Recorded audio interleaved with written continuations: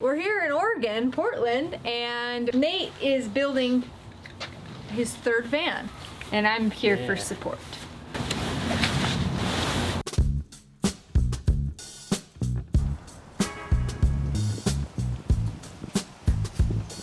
Hey, this is a big moment. We're breaking ground, right? Putting the fan in. This is our first big project that we're doing. Nate's cutting the hole.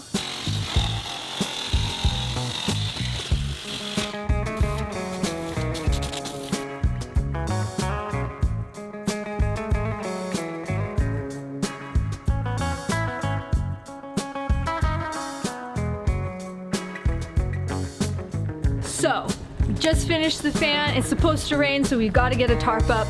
So we're gonna just put a big tarp over the top. There we go.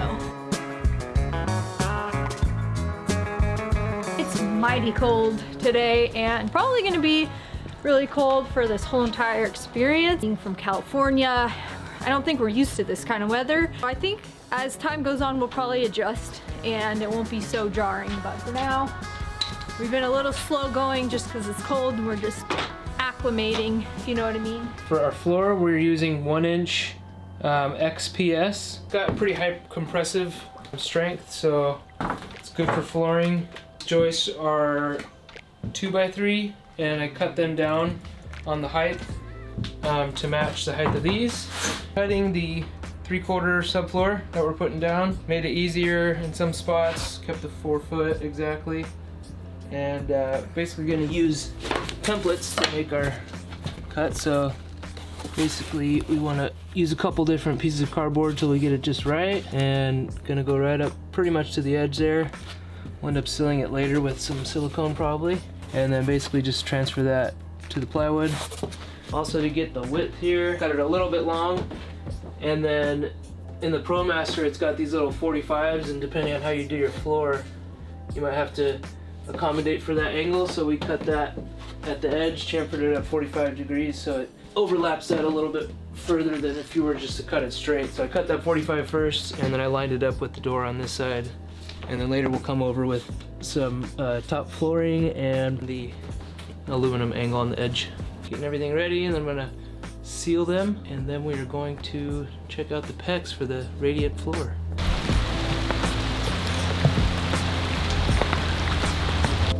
Setting up the enclosure. Gonna be another rainy day, but we're gonna get some work done, right, Nate?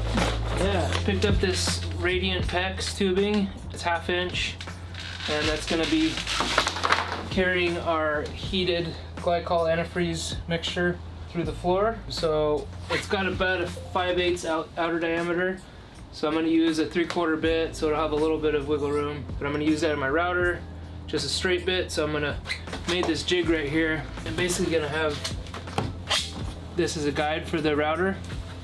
So it's about 3 inches from here to here. So what I did was took the radius and added 3 inches to it. So this will just be the outer guide for this, and I'll just flip it around each time I'm circling back and forth.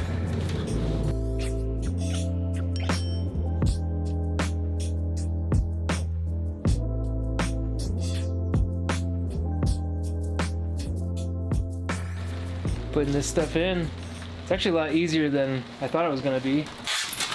The insulation keeps it pretty tight in there actually around the corners, so I was thinking I would have to tape it or hold it down somehow, but it just kind of locks in there pretty nice.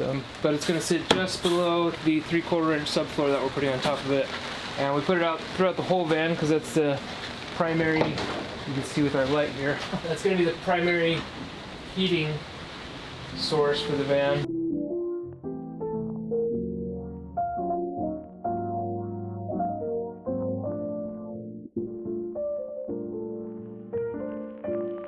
So we're screwing these babies in, almost finished.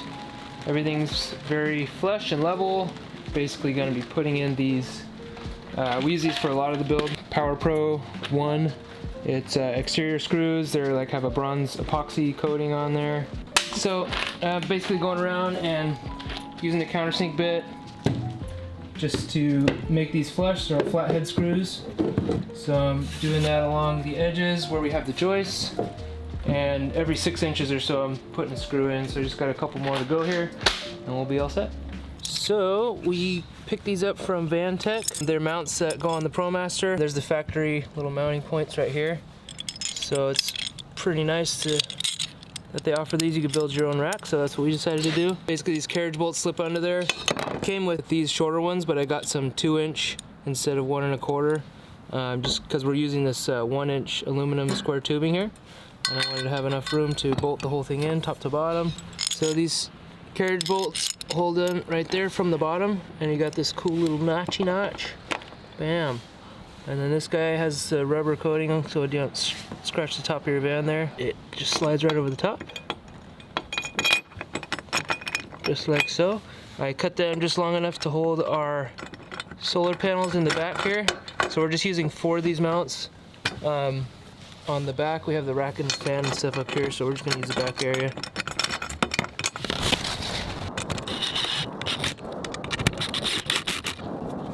So we got our rails in on both sides, and then I went ahead and attached the cross rail on that side already, so I'll show you over here. Made these cross rails just long enough to hold the 3 solar panels we have going up here.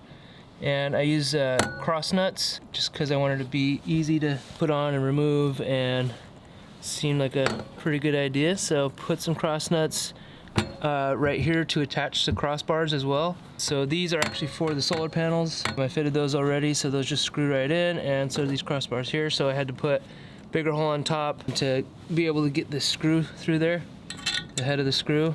So we're gonna attach both of those, and then show you how you put the how we put the solar panels on. So when we're putting these on, I got the Z brackets from Renogy that mounts to their panels here. There's a couple different configurations, but I set these on the ends and I kind of flipped them around so it sits in there a little bit better.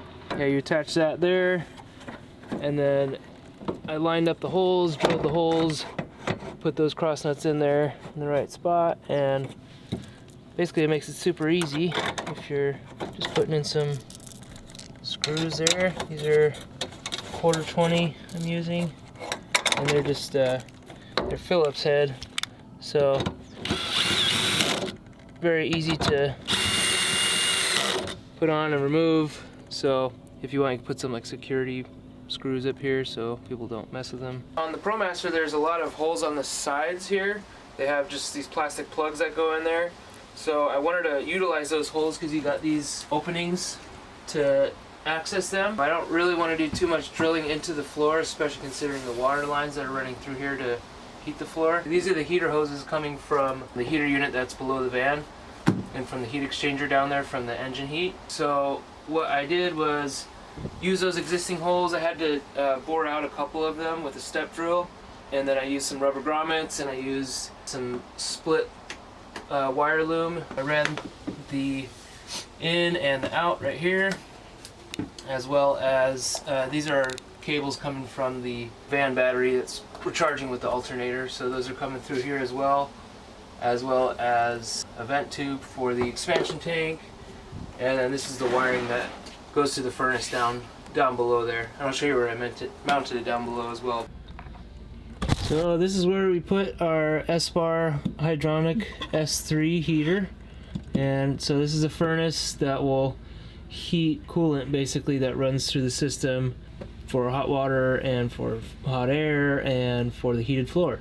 So basically these lines are running up into the van through these little holes that are pre-existing, but I had to use a big step drill bit to open these up a little bit, and I did it enough to put some little split loom conduit plastic basically sheathing so it doesn't cut the edges of this tube. So I opened these holes, painted the edges after I sanded it a little bit, and then used these to go up into the van there. And this is all 3/4 inch heater hose, so basically it's coming out of here into the system, and it's also tapping in the engine heat. So we'll give you a shot of that, but that's going to be coming up in through this heat exchanger.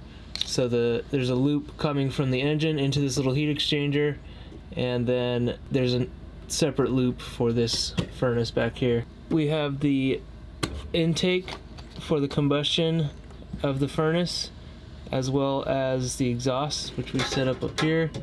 It's kind of wrapped in there, so I'm going to put some exhaust wrap over that, but it's got its own little exhaust muffler. We're tapping in from the gas from the fuel tank. That's what this runs on.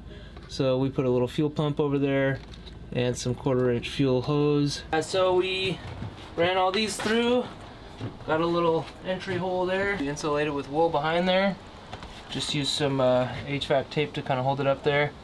And then we put this guy on, use cross nuts all along the edges here and the existing holes, and then screwed them in, 1/4-20 bolts. The ProMaster is pretty nicely set up for camping and having a camper. So what you can do, something's really cool. These rear quarter panel bumper area has access to the inside. It's got these little flaps on the back. It's like a one-way valve basically, so when you close the door the pressure can escape. So if you pop that off, you have access to the inside. And what we're gonna do, we put just like on ours, we have our city water fill right here, or this is how we actually fill our tank. So we set that in there, and then we'll be able to pop that back on, and then the tube for it is going to hook up to the back end of that and come straight through there. And then what I did was just cut a hole on this outside flap, and then there's a tighter hole on the inside flap there. Same thing on the other side. We're gonna put a shore power connection over there, so pretty sweet. What's a dune? Making some bench frames. We putting these together and putting the wall up and running things through, and we're gonna have the water tank over here too.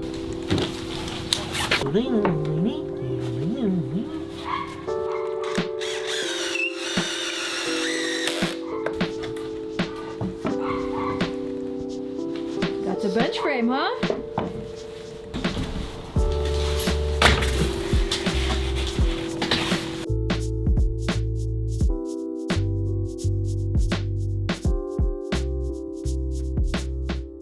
Hey, so in this bench we're gonna have our water tank and main plumbing components, and also our hydronic heater system. I'll try and show you what we got going on. It's a pretty tight space here, but I'll try and simplify it so you can kind of see it. So we have our furnace under the van, as well as the engine heat exchanger. So we're getting the hot water from the engine, and we can produce hot water with the furnace from the bottom. And then I have those coming up through the holes in the side of the van underneath. I'm using 3/4 heater hose, and it's coming in through this opening here, and it's gonna go straight to the heat exchanger for our hot water, for our domestic water inside here. So that's going straight into the heat exchanger to heat that unit up, and then it's gonna go through that, and it will tee off to the blower fan here. That's our heater that's gonna give us hot air, and it tees off to the back of the van where we have it going to the radiant floor heating. And then after that, it's gonna come back. This isn't mounted yet because I'm trying to work on all this in here, but this is the expansion tank for the coolant. So it's gonna go through that loop, go through here. There's another pump down there, water pump, that's gonna send the coolant back down and into the furnace and through the loop. So it's just gonna circulate like that. So the orange one is for the radiant floor. Red is hot water, blue is cold. For the water, it's going to run through a mixer valve, so it takes the scalding hot water coming out of the furnace or from the engine coolant, and it mixes with the cold water coming from the tank, and then you could adjust that for your hottest temperature setting. And then for that, it's going to tee off hot water to the back for the shower. That's why we have this one here, and then to our sink. The cold is going to come from the tank. We're going to have the tank right here. It's going to come directly through this strainer into the pump. I'm using the SureFlow silencer kit. So this is a braided nylon tubing, and we added a couple loops in it. That's recommended. And then we basically go through the pump into the accumulator tank, and then out there it's going to tee off to the shower back here, and then to the rest of the system. This is the mixer valve here for the radiant flooring, so the same thing here. It's going to go directly from, actually this is coming in hot here, and then the cold side is supplied from the end of the floor loop, so that tees off as it comes back out into the cold side, and then the orange is going to send it back to the system here. And then this is the pump for that. since we have a secondary loop there, it's gonna help circulate all that coolant. Wow. It's a lot going on. That's so a lot. sorry. Okay.